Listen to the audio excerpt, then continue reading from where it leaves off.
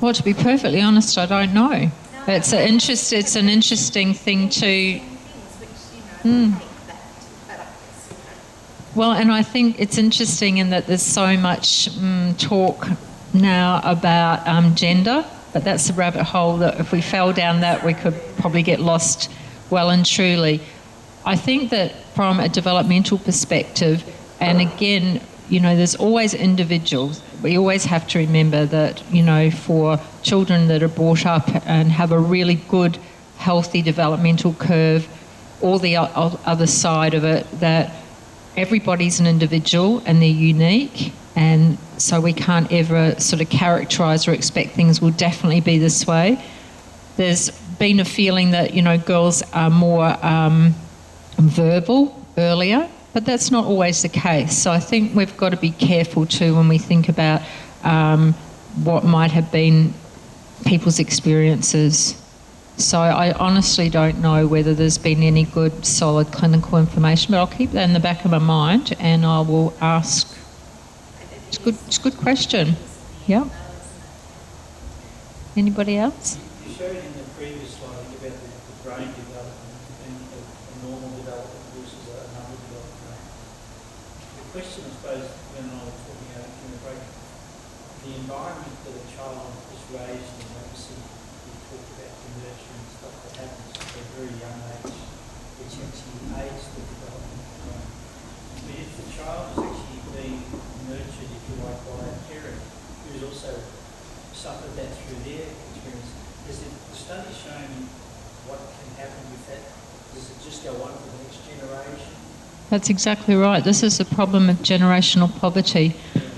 Where I've chosen to live in the Tantai Estate in Mornington, predominantly the people that are there, you've got 3 generations where people have not worked.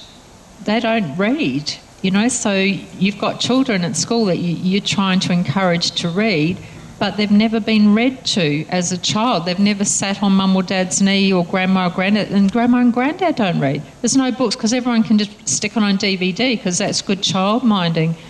There is so much coming out about, and our literacy is dropping in Australia.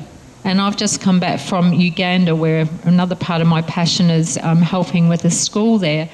And for any child to be literate, it starts so young, sitting on a caring adult's knee and having the pages turned. It's just the things that you take in from just pointing to words and saying the words, and it doesn't matter, you don't have to be a teacher or anything. It's the attachment bond of feeling warm and close, and you know how you end up doing different sounds when you are reading? All these things are conducive to brain development, to learning, and so much comes and gets absorbed where we don't even realise that we're actually teaching.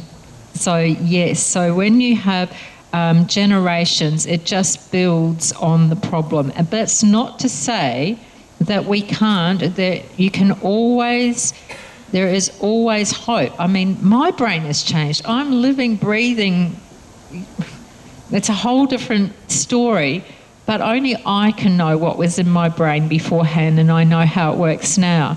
And so I've been transformed. I've seen so many other examples of when the Holy Spirit is there, amazing things happen. So we should not feel limited by what we learn about science, about different programs and what have you, because where you go, the Holy Spirit is going with you. And that's a game changer. Because we can go to different self-help things, psychology, and we can learn how to put a bit of sellotape or even a bit of super glue over a crack.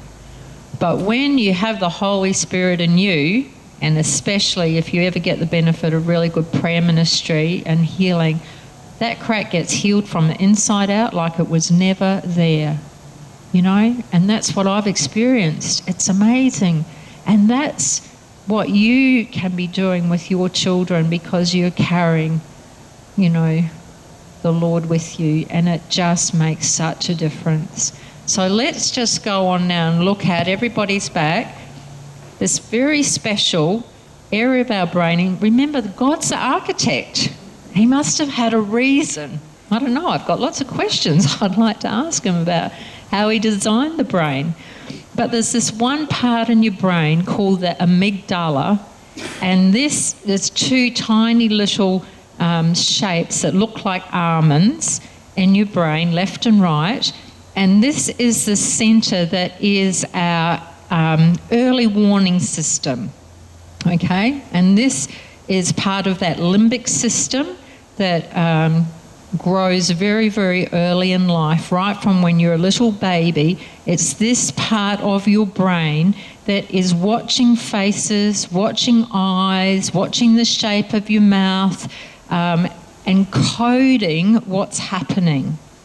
So that it's the same as, believe it or not, this is what happens with animals too. Have you ever experienced when an animal seems to know they should sit down because your hand hasn't even gotten to the pocket for the treat yet? Because they know this is a repetitious behaviour, okay? The exact same thing is happening with us, but especially as children. You start coding, and so all of a sudden you get to know that look. But it could be happy or it could be sad, okay? The amygdala is your early warning system. And what it does is it links with a part of your brain called the hippocampus, which is like the specialty filing cabinet for our memories. Whenever there is a lot of emotion, good or bad, because remember, stress isn't just negative, excitement is stress. Whenever there is emotion happening, that your amygdala and your hippocampus work together to code this memory. That's why when you hear a certain song, you go, oh, remember when? Or there'll be a smell. Or there'll be a different kind of sound. You know, this is why we have soldiers, whenever they hear the helicopter noise, boom, there, you know, this is a symptom of PTSD, the fear, the anxiety, all of a sudden thinking you're there. It's the association. The fear they felt then, it's been coded. That sound is coded. But these things happen not in such extreme examples, but in all kinds of positive and negative situations. It's this part of the brain that's doing the work. So what you need to think of is your kid's child suffering from adverse childhood experiences. You know, chances are they are. And it's not important, actually, that you know the details. And in fact, sometimes knowing the details can be a burden for you to carry. That means that you can't actually be as good a mentor as you need to be, because it's hard to turn off those memories in your head. And so what you've just got to understand is that these children are wired now, their brain's been rewired for mistrust, okay? Life has taught them. And this happens, right, you'll see little babies who don't want to cuddle. They just go stiff, you know? Or the children, and it doesn't seem to be anything, you know? And you can see this even from colicky children. I'm feeling so upset, you cannot soothe me. You know, these things are being coded into their brain. So when you've been rewired for mistrust, what's it going to look like on the outside? Well, you've been saying all the words, okay? Because you will get a blank look. Now, there's something I've just gone and haven't covered. Let me just go back. 4 Fs. Does anybody know what these 4 Fs stand for? For when there is stress? I've totally missed this important part. Fight. Oppositional defiance disorder, those kids. Some of them, you know, will stand there right in your face. Okay, so fight, and we see that happening all the way through into adulthood. Flight or flee, you know, I'm out of here. And how many know the kids that are at school that they just take off? They'll have somebody that's their job, is to try and make sure they don't get outside of the school grounds. You know, they're runners. Fight, flight.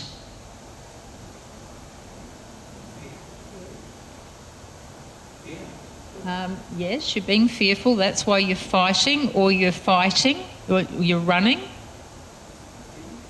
Yeah, you're fearful. There's another one. No. Somebody said it before, when you're looking blank, you freeze. Okay? You can just freeze. You go somewhere else. Okay? If I'm really small, and you see animals do this as well. You know, where you see sometimes there'll be an animal that's just frozen even though the predator's right there and they can't move. And that is what happens, and it goes all through adulthood. Your survival technique might be, in a challenging situation, to actually just get very, very, very quiet. Maybe nobody will notice I'm here, or, you know, So these things that start with us in childhood tend to be the way that we learn to cope in situations in adulthood. You know, do we stand up straight away and say, that's not right? No, hang on here, I've got the information. That's your amygdala firing up your fight. You know, I don't know about that. We'll have a chat about that. Or it's like, I'm just out of here. Oh, sorry, I've got to go right now. Or to get very, very small. And it can lead to dissociation in children who have been really abused. They will go very blank, and they literally are going somewhere else inside of their brain. There's a last one, which people don't acknowledge very often, but it happens in animals and it happens in humans as well. And the F can be so there's a continuum here, to fawn, so that means to be extra loving, or to fornicate. So it might be that a survival strategy is, if I think you're going to do something mean to me, I might be extra specially loving. Anyone had a child that clings and wants to climb all over them and always wants to be in their lap? This is a survival technique. Maybe if I'm extra specially loving to you, then you'll be kind to me, and you know, what happened to that other person or what's happened to me before won't happen. So that's another response to fear, to your amygdala sending off these signals. Now again, you might even recognise these in adults that you know, that some people, even in the face of what you would think should be maybe a get out of their situation, will become even more loving. Now that's fine if that's the Holy Spirit that is prompting you to be loving in this situation, but it can be, I never like to say the word abnormal, but it can be a response, and it's important for us to start to look at our triggers and situations, because it's only as we get to know ourselves better, and I really am speaking from personal experience here, as we start to recognise what pushes my buttons, what makes me get a bit mad or want to get out of here, or that we can start to relate to the children that we're working with as well, and we can start to, so you'll all be analysing friends and family and they'll hate you for it. So when we talk about what it looks like on the outside, so you will see this. Kids that are very, very loving, they're all over you, they're so clingy and what have you. Kids that are just, there's a difference with just disinterest to actually being dissociated. Dissociated is a very clinical term, but there is actually knowledge now that when children have really suffered abuse, that their brain, so what happens when we have the reward pathway in our brain that makes us repeat behaviour, there's dopamine that's being released in our brain, and it's a feel-good hormone, okay?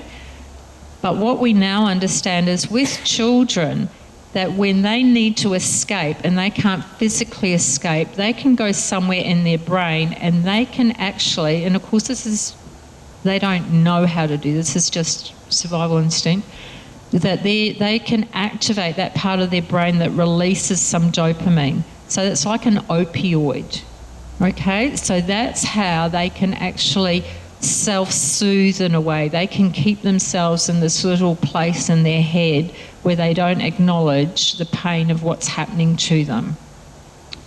So the problem with that is, of course, when your brain gets used to having this response, it becomes a habit. And so that's something where, you really need, good clinical intervention.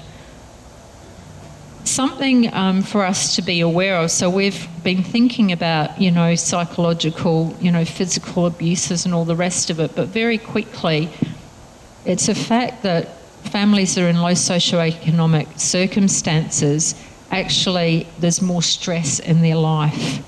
Okay, now we don't have time today to do this, but when you get your notes, it might be interesting for you to do some. I've taken this and I've sort of changed this a bit from the raw scale. There's a scale that was devised by some psychiatrists where you were meant to do it with your GP, and he'd say, oh, you're feeling a bit, well, let's just see. Anyone's been divorced, that's so many points, you've moved house, you've had a few arguments, or you've had to have some tests done, and over a year you would go through all the different circumstances and add up how many points you got. And if you got to 300, which, trust me, it's really easy to get to 300 when you start to think about, when the car doesn't do this and all these little 25 points here and there, then this is indicating that you have really been going through a lot of stress over a sustained period of time in that year, and so your GP should really be looking at where that might be affecting you from a medical perspective. So what I've done here is just looked at things that happen in the life of people that are in a low socioeconomic situation. So things are going to Centrelink.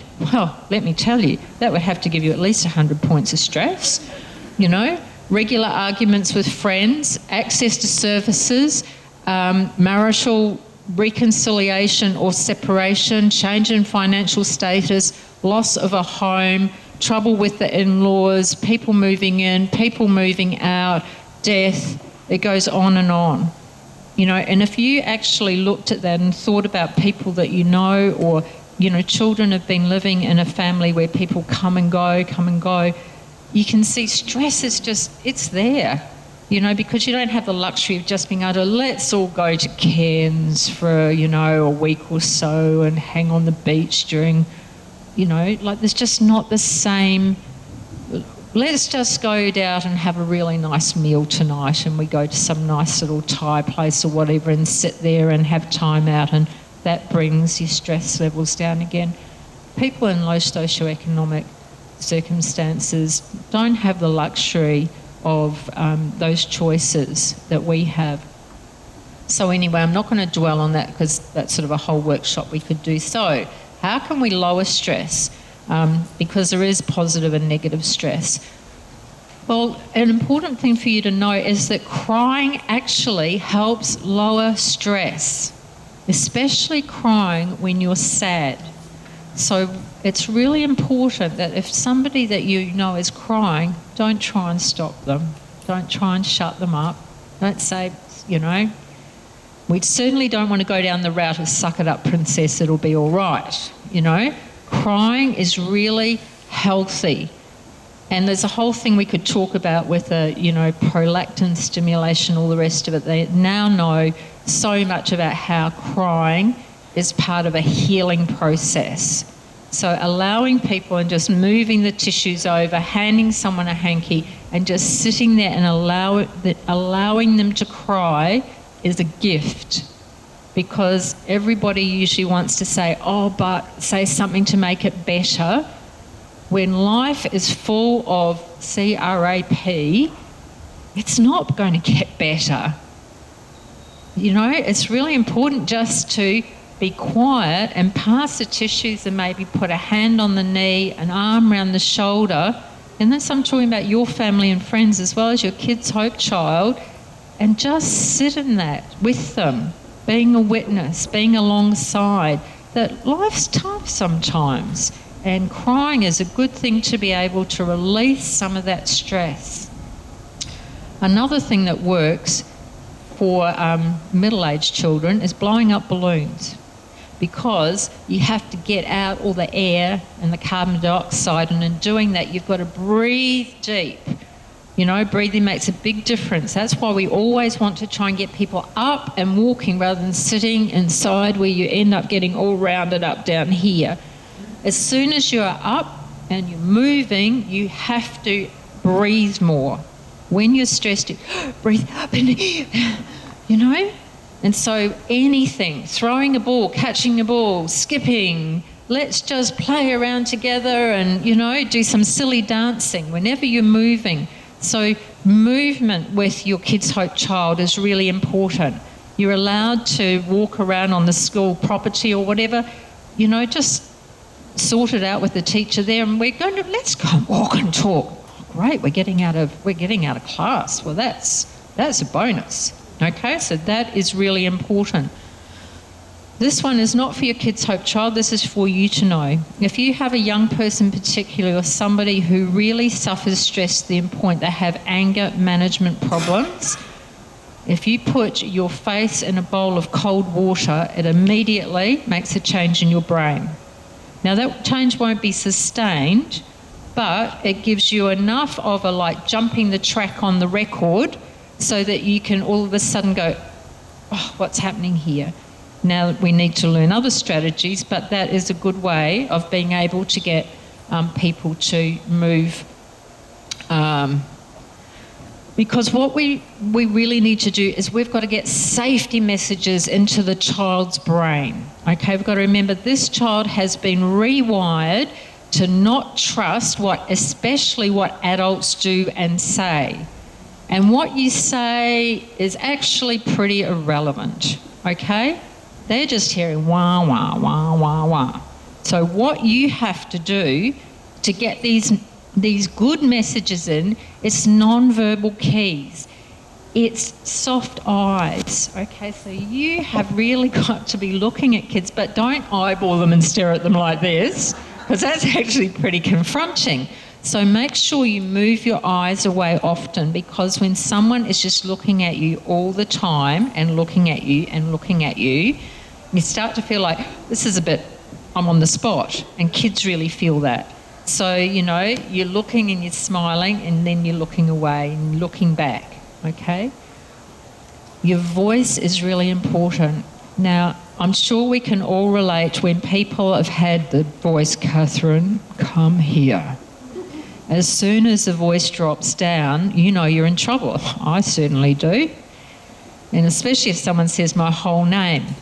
Now, this is a bit harder with gentlemen, have a deeper voice, okay? But many ladies do too. And what we've got to remember is we need to practice to be different. We have to be able to break through all this wiring. So we want a voice that goes up and it goes down and it goes round, and you've got to practice not caring what anybody thinks. Oh, what will the teacher think listening to me? They'll think I've really lost the plot. But remember, we want to be different. We've got to, before you can make any changes in a child, you have to connect. So no correction without connection.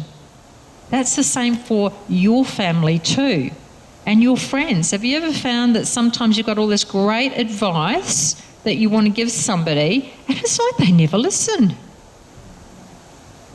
We've got to have, until we build trust, where someone really trusts that we have their best interests at heart, we're not just being judgmental, because as someone who's in recovery from being judgmental, I own it. I can be very, very critical, and I've got an analytical mind, and so unfortunately that's just something that I'm working on with the Holy Spirit. But people pick that up in us. And so when we're with children, this is the thing too. It's about our voice tells whether we're judging or not. Really? You know, so you don't want to say, I reckon that's a great big fib. But we're still saying, really? You know, you might as well say, you're telling a big fib, aren't you? Touch. Now, I know that touch is a really tricky area, But the thing is, you can do sideways hugs. If your child, now there's the fawning child is different, and you need to start setting up good, positive boundaries about, I care for you. Caring doesn't mean we touchy all the time. And you can say that, we're friends, but, you're sort of sitting on top of me here. How about you just sit over there? Let's just sit next to each other. Okay then, but, oh, you're a parrot? You're trying to sit on my shoulder or something. I didn't know you're a parrot. You can be silly in saying, we need good boundaries here, but touch is really important, okay? It may be that you can hold hands with your child. If you're walking outside, you can hold hands and swing and skip together. It's a really important link. Teaching safe touch, okay? The way that I'm talking to you is using pace. Now, this is the work of Dan Hughes. He's an amazing man, and on the resource thing, it will talk about this. He's got a book, a textbook, but it's very readable, Brain-Based Parenting. And everything he's done in his work, anyway, I won't go there, but the thing is, pace means you're being playful. Like when I say to the child, are you a parrot? How come you seem to always want to climb up on my shoulder? It's like, what do you mean? You want to have a bit of fun because, let's face it, you're at school and everybody just wants you to learn stuff, and I'm not very good at that. And those other kids are so much better than me, and now you want me to learn as well. Remember, we've got to connect first. So being playful. So the thing is, adults always know everything, except when they don't. This is what Dr. Seuss knew. So the thing is that being playful is also about, the curiosity thing. Okay, so I'm jumping out of turn here. Acceptance. Acceptance is what we would say in adults is unconditional, positive regard. I don't care what's happened in your life. I don't care how smelly you are. I don't, care that you might have nits jumping from, you to me. I care about you, okay? Maybe the love word's too strong, but I really care about you. Every child deserves to have someone that's crazy about them. This is something that someone back in the 1950s said about, what was so important in developing children. Every child deserves to have someone that is totally crazy for them. So like you are with the person you love the most in your world, whether it's a grandchild or a child or whether it's your fur baby, that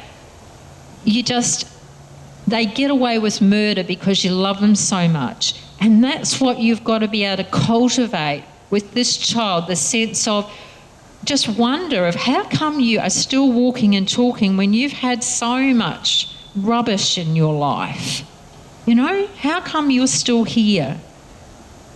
And that's why you've got to be curious, not to be the detective of what happened, who was there, when did it happen, tell me all about it. But whenever they say something like they drew a picture, wow, what's in, well, is that a dog or is that a cat? Well, I don't really know. And, it was your picture, so I guess, you're going to tell me. Don't assume you know the answer. Always ask, how come? Why? Really? Tell me more about that. You really want to get them into that, you're interested in me, because that's how we know our friends are interested in us, don't we? When they keep asking questions. Instead of assuming that, how sometimes, I know I do this, somebody's telling me something and I'm going in my head, oh yes, that probably means da, da, da, da, and I'm already over here. I'm not actually being present with my friend and really listening to how they were thinking and feeling.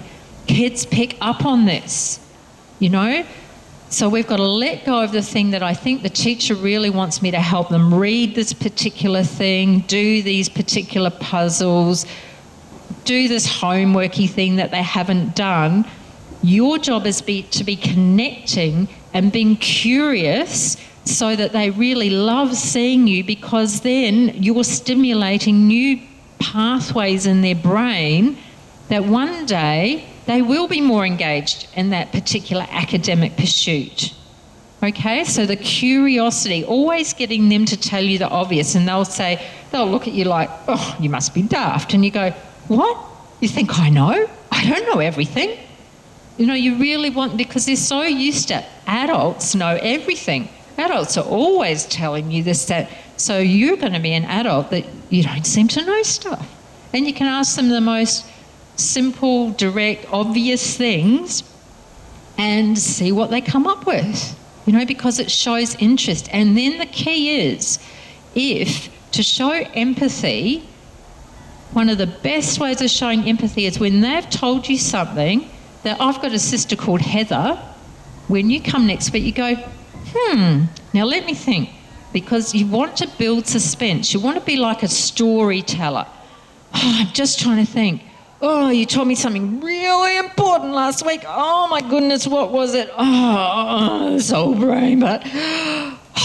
there's something about your sister. Oh, what was her name? And they'll be like, started with, have I forgotten? No, Heather. And then they're like, yeah, that's right. And you think, yeah, well, that was a really big reaction when I've just gone through, you know. But the thing is, they're like, oh, you remembered. So whenever they tell you the name of their animals, their friends, you know, those are the things that you want to remember and show them. Yeah, I care because I remembered. I used that part of my brain for you. And sometimes I'll say that. Oh, yeah, I had to store that in my brain. You know how hard it is to store all this stuff in your brain? But, you know, I care about you, so I've sort of made this little space in my brain and I say, all the stuff about Jacinta, that's where that goes in there. And she's like, yeah, okay, you know, you're a bit loopy, you know. You know, she's definitely, because this is a new relationship. I had one last for 3 years at school and we're still friends, but I've now got a new relationship that I'm building and we've only been together for like 7 months. So she's still thinking, you know, I've got a bit of a screw loose. So but this is where, you know, this whole thing is so important. I just can't emphasise it enough. And for me, it's been really hard. I've had to practice because I'm so used to being so serious when I'm doing things with other people. And so and I realise now part of what was my trauma and what I didn't experience in some of my growing up and being first child and having to be responsible was I missed out on a lot of play stuff. And so the funny thing is how God works with mysterious ways of healing us is now I get to do this funny, playful stuff where, you know, it used to feel so awkward. And now I find that as I'm doing it, I'm starting to feel different inside. My body is recalibrating to what it feels like to actually experience play and fun. Because, you know, you can choose to believe me or not, but I understood in my brain when I was having fun, like on a high ropes course or something, I didn't feel it in my body. I couldn't tell you what that felt like. And so this is part of my healing journey that I'm actually starting to experience. Oh, that actually feels sort of warm and yeah. And there's a whole science around how your body codes trauma and holds on to it. And so there's times when you're doing things when your body will feel a certain way, but like for me, it was like, oh, I don't go there. We don't feel those things. And they think this is why I lost my hearing, that there was so much stress. I keep pushing through being a stoic. Then in the end, I just basically blew a gasket. You know, there was something up there, whether it was a clot or whatever. And so anyway, enough about me. So let me tell you, relationships do count. Your role is so, so critical. And you're written up in science books because it actually says, and in clinical studies, healthy development depends on the quality and reliability of a child's relationship with the important people in his or her life, both within and outside the family. Even the development of a child's brain architecture depends on the establishment of these relationships. Wow. Did you guys know that you'd ended up in clinical studies about child development? You have, because you're a healthy relationship. You know, so this is what is so important for us to be thinking about. And in recapping, these are some of the, I guess if we were to do a snapshot of all the things that are important for you to be doing when you're with your young person. It's not about you're not a teacher. You see, your role is not to be a counsellor. You don't have to find out about the trauma. You don't have to go to DHS. You don't have to do any of the child developmental things. All you have to do, the most important thing you have to do, the single most important thing that you have to do is turn up. You have to be there. That's what's important. That's what the kid is looking at first and foremost. Did you come when you said you were going to come? Because everybody else leaves me. Mum has this new boyfriend, he comes, he seems really nice. He's gone, this uncle, that person. People are coming and going all the time. Often, and I've experienced this, children will not even remember your name for up to a year. Where I work in a voluntary, youth thing in the Tantai, when I first started doing jigsaw, it was a whole year, every week. What's your name? What's your name? And I'd be like, I can't believe I'm coming here. These little sods, they couldn't care less. I could be doing something else. This was what went through my mind every single week. God, why do you want me to go here? They obviously don't care. They don't even remember my name. And luckily, I was working, when I was at Tabor, I had this wonderful lecturer, Bruce Tucker, and he said to me when I was moaning to him, because I was good on whinging about this, hoping that somebody else, another Christian, would say, yeah, of course, Cathy, you don't really have to do it. I'm sure God really wouldn't want you to do it. If you're upset, yeah, you can stop. But no, Bruce said, no, that's quite normal. That's what happens. Why would they bother remembering your name? They don't know if you're going to stay. And truly, it was like a year to the day. I couldn't believe it. All of a sudden, all together, they started calling me Cathy. I was like, that's really spooky. That is really spooky. But it's part of that connection. They are always testing you to see, do you really care? Do you really accept me? So, sometimes they will be real little shitheads deliberately to see, will you still care for me? They'll do something mean to see, and so sometimes it may be a case of you've got to sit there, and this is a really, whether there's a stuffed toy there, if it's a littler child, if it's an older child, you can sit and turn out the window and you can sort of do something and say, oh, wow, I don't know what to think. My goodness. Heather just isn't herself today. I'm sort of thinking to myself, there must be something happening with Heather, because she's always been, a really caring little girl. And so it seems to me really weird that she'd all of a sudden spit at me. But I'm sure that wasn't Heather. I'm sure something else must be happening inside of Heather. The fact, and kids don't care about the fact that you're being kooky, talking out loud. They're listening. So she hasn't, got mad at me or whatever. She's just saying. And so then you can sort of say, oh, well, maybe she'll tell me about it one day. But anyway, Anyway, and then you just go back to, what were we going to do today anyway? Totally ignore it. Don't ask why or how or whatever, because sometimes that's just a built-up stress reaction, and she may not. Most times kids don't plan that they're going to do any of these things. They just happen. Their body just goes spazzo for a moment, and it can be a kick, it can be a spit, it can be pulling faces, it can be saying silly things. This is how your body is just, remember, they're running on overdrive and they don't have control. And this is some of the ways it will come out. So you can acknowledge it by saying, oh, must be something happening, and because empathy is showing, wow, I'm worried about my friend, this, and so you can frown and do all those things. No matter what a child tells you, and you might think that sounds like an absolute big whopper, that you just want to say, wow. So you got to say, wow. Don't ask any more questions, just wow. Oh, I don't know what to say. Don't comment. That way you don't put your foot in it.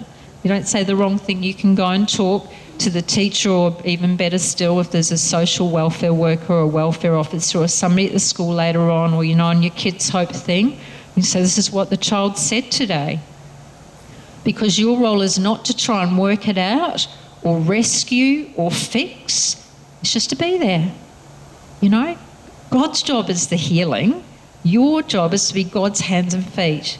All you've got to do is turn up, and it means that you need to sit in the car and pray before you go in and ask God to bless that space between you and that child, to put a seal of protection around what's going to happen with you and that child, for the Holy Spirit to be with you, for you to have a lift in your feelings, because quite often you'll be feeling tired, worn out. Maybe you've got the flu. Maybe you've just had something bad happen before you've come. Maybe you've got a whole lot of things you're trying to juggle today, and so that when you go and you want to be able to leave all of that behind, and you just want to be able to be playful, accepting, curious, and empathetic. You don't have to worry. It's somebody else's job to do all those other things. Your job is just to be crazy about that kid. Yeah? And the more they experience you just being a good role model for what it is to just be, happy and interested and empathetic, then that's starting to build different connections in their brain. And you might never ever see that come to fruition. I often feel sad about the first Kids Hope child that I had. I often worry about what will happen in her life. She's from, a family that is really challenged by generational poverty, and she's falling through the cracks at high school. She has no curiosity. You'll find this in children, that when your brain is on survival mode all the time, you can't be curious. The teacher will say, we're going to write a story about, and you might notice that the girls particularly will all go to Frozen, and will all recreate Frozen or whatever the latest DVD, Tangled or something, and the boys will have the same thing that they're doing, because there's no room. You cannot go up here being curious and interested in something different. Is something that happens in your prefrontal cortex. Until you can quieten down your limbic system, until you can actually relax, there's no room to be curious. And so that's why you have this quite dead, effect with children sometimes. So your job is just to surprise them, because when you have humour, or, did I have another one here? No. When you have humour, taking delight. No, I mustn't have taken that. Humour is a really good thing. When you make somebody laugh, they move to a different place in their brain. So the more you can surprise them, allow yourself to be kooky and be different from any other adult, you're actually calming down their limbic system and allowing that little window of opportunity for some creativity, curiosity, something else to happen. But it is a marathon. It's not a sprint. And so it's really important that you ensure that you have a good network of support yourself. That each and every one of you should have someone who's covering you in prayer. That you should have a prayer partner, or, in your church, whether you've got some prayer warriors who are praying for you and the child. You need to make sure that you're doing good self-care things, because if you get worn out, there's just no way you can do this stuff. Yeah? So an extra cup of coffee might be really great in the morning. If you're doing it in the afternoon, that's actually going to really impact on your ability to sleep and actually to, do things. Anyway, we could go through a whole nutritional thing. I won't go off on that tangent. I will challenge you all to write down just 2 things. I want you all to just think now about 2 things you're going to try this next week when you're with your Kids Hope child. Okay? So I want you to actually give yourself a challenge of actually writing down, this is what I'm going to try, even though I think that sounds maybe a bit off the wall or whatever. And just give it a go. I know people, you shouldn't say, trust me, it works. That's what salespeople say, but it really does. It really does. And then if you keep practicing, you'll find that you get a different sense of joy coming into yourself, and that in that little space with you and that child, you are providing this time out. You're providing time out. And it's a really beautiful thing that everybody needs. So that's it. So final questions? Anybody got a question? And this is some of the resources. There's some YouTube clips. I don't know if anybody has heard about Brene Brown. She's an amazing social worker, researcher in the States. She is of the Episcopalian tradition. I understand that is an American Anglican. I don't know if she's had a real faith experience, but I think God's hand is really on her work. And if she's written some books which are really accessible, but if you just want to get a snapshot, if you go on YouTube, put Brene Brown, there's 2 particular clips, one on shame and one on vulnerability, and they are fantastic. And I really challenge you to watch that, because that is what's happening with our children and with their parents, that when we shame children, we make them even more vulnerable. And it's different. Shame is different to being embarrassed, and you need to go and listen to Brene to understand that, to make sure with your Kids Hope child and in your own family that it's okay to correct, but making someone feel ashamed is actually a really negative thing for them. So there's a way to correct and be loving without leaving somebody with that feeling of shame. So I encourage you to watch Brene Brown. Dan Siegel is a fantastic guy who talks about the brain, and any of his YouTubes or books are great. Dan Hughes, well, he's my mentor and he's great on, parenting. The Search Institute is an American organisation that is dedicated to providing tools, particularly to teachers, but to anyone and everyone who is interested in how do I connect with children. And there's a lot of things, especially for adolescents, that are really great. And the Centre on the Developing Child at Harvard University has videos like the one I showed today, just little clips, and it's amazing. There's so much information at that centre. So that's just if you want to go down that track, but, don't feel you have to. So does anyone have any questions? Sorry, I've gone a wee bit over. Yes, what's going to happen is I'm going to give this USB to Natalie, and she's going to put it into a PDF file because it's too big to email, and she'll send it out to everyone that was here today. I'll put it on our website as well and send out a link to that so you can access it all. Yeah. Thanks everybody so much for being here. I appreciate it.